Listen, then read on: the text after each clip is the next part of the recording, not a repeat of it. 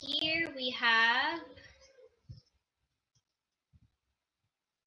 Donovan took a math test and got 35 correct and 10 incorrect answers. What was the percentage of correct answers? This time, you are given the number of correct answers and the number of incorrect answers.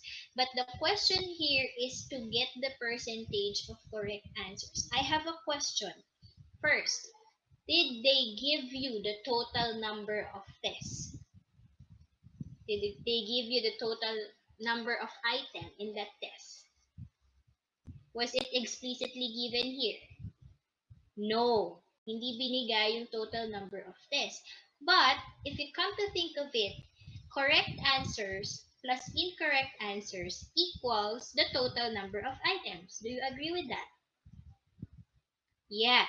That's why we can still get the percentage of correct answers here. Okay.